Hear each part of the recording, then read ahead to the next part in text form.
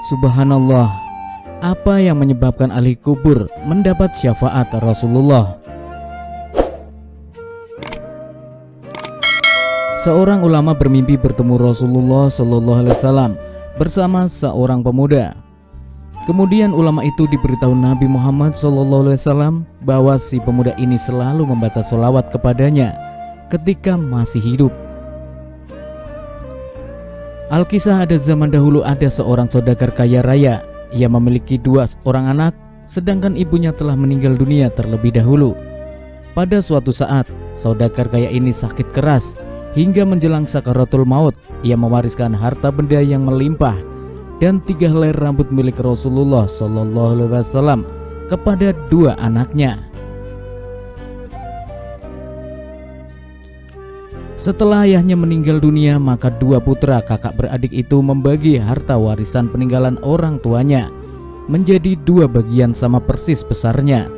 Setelah itu mereka hendak membagi rata 3 helai rambut Rasulullah Shallallahu Alaihi Wasallam itu. Bagaimana, Dik, jika kita potong 1 helai rambut ini sehingga masing-masing dari kita mendapatkan 1,5 helai rambut Rasulullah Shallallahu Alaihi Wasallam? Ujar sang kakak. Mendapat tawaran dari sang kakak itu, adiknya merasa sayang jika harus memotong rambut Rasulullah Shallallahu Alaihi Wasallam. Ia ingin menghormati kedudukan Rasulullah Shallallahu Alaihi Wasallam sebagai Rasul panutan yang baik. Aku keberatan dengan ajakan itu, ujar adiknya. Kalau begitu, maukah engkau mengambil seluruh rambut Rasulullah Shallallahu Alaihi Wasallam dan seluruh harta warisan peninggalan ayah? Aku ambil semua sehingga aku tidak akan memberi sedikit pun kepadamu, ujar sang kakak yang mulai rakus. Si adik selalu membaca sholawat. Setelah berpikir sejenak, sang adik menyetujui pendapat kakaknya. Baiklah, aku setuju dengan usulanmu itu.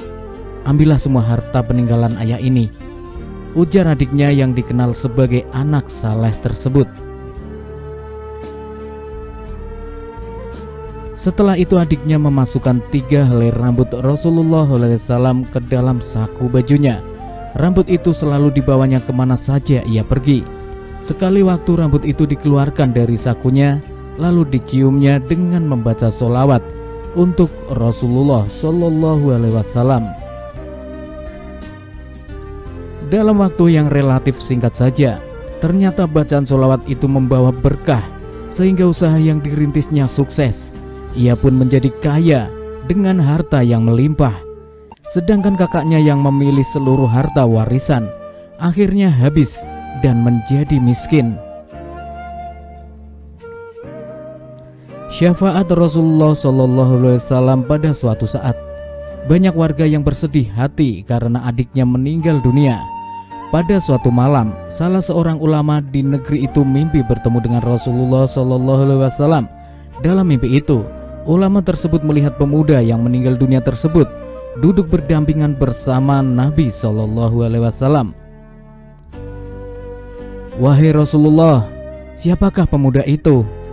Tanya ulama dalam mimpinya. Ia adalah hamba Allah Subhanahu wa Ta'ala yang telah mendapat syafaatku, jawab Rasulullah Shallallahu Alaihi Wasallam. Kenapa bisa demikian?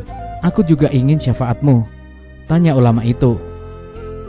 Selama hidupnya, pemuda ini sering mengirimkan sholawat kepadaku, jawab Nabi Shallallahu Alaihi Wasallam. Akhirnya ulama tersebut terbangun. Mimpi tersebut telah membuat sang ulama tak henti-hentinya mengajak para muslimin muslimat untuk membaca sholawat setiap harinya agar mendapat syafaat seperti pemuda tersebut. Allahumma sholli ala sayyidina bibika wa turrina wa maulana Muhammad sallallahu alaihi wasallam.